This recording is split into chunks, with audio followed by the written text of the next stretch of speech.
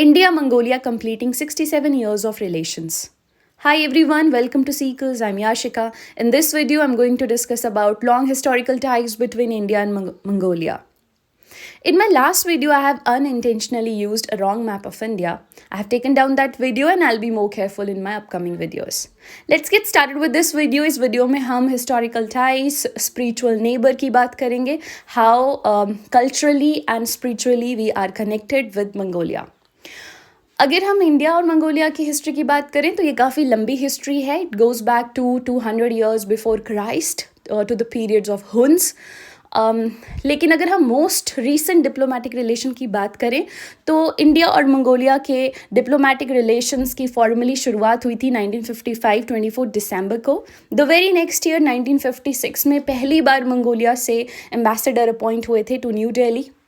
India की act east policy की बात करें, जहाँ पर इंडिया जो है वो ईस्टर्न कंट्रीज़ के साथ अपने रिलेशन स्ट्रेंथन करने की बात करता है, उसमें भी मंगोलिया जो है वो एक इम्पॉर्टेंट स्पेस ऑक्यूपाई करता है because of its strategic positioning. Because आधा मंगोलिया जो है वो एक तरफ से रशिया से घिरा हुआ है और एक तरफ चाइना से घिरा हुआ है.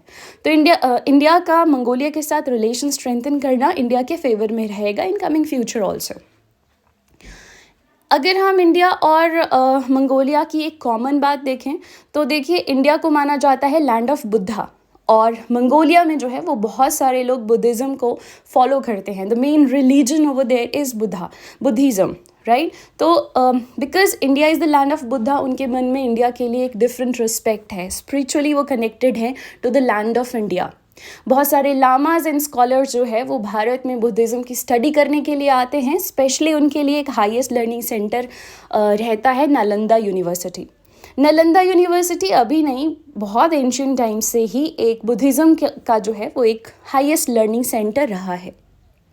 हमारे प्राइम मिनिस्टर ने विज़िट किया था मंगोलिया को इन 2015 और वो एक बहुत ही हिस्टोरिक इवेंट था.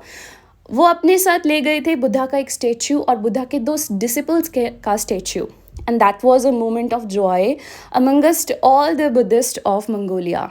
तो ये हम स्पिरिचुअल फाउंडेशन जो है उसको हम बेस बनाकर हम अपने डिप्लोमेटिक रिलेशन जो है वो मंगोलिया के साथ स्ट्रेंथन कर सकते हैं और इसका गवर्नमेंट फ़ायदा उठा भी रही है. किरण रिजिजू जो कि हमारे लॉ एंड जस्टिस मिनिस्टर हैं, वो पर्सनली गए थे Mongolia to deliver relics of Buddha in 2022. Relics का मतलब होता है बुद्धा से रिलेटेड कोई भी चीज़.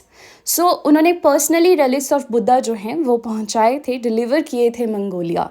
तो ये भी एक मोमेंट ऑफ जॉय था बुद्धिस्ट के लिए. वहाँ पर 108 वॉल्यूम ऑफ बुद्धा की टीचिंग हम रीप्रिंट करके जो है वो बुद्ध पूर्णिमा के दिन इंडिया ने गिफ्ट किया था मंगोलिया को.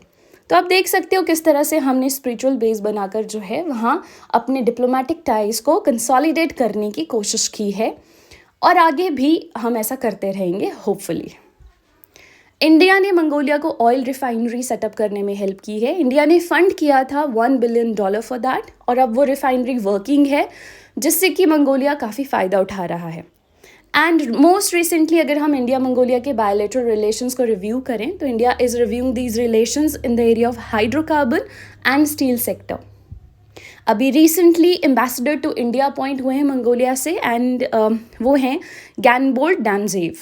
ये एक important point हो सकता है for all those who are preparing for any competitive exams. I hope you have subscribed the channel. If you haven't, please do subscribe the channel and press bell icon for more such updates. I'm committed to give you short and crisp videos without any clutter. Thank you so much. I'll see you in next.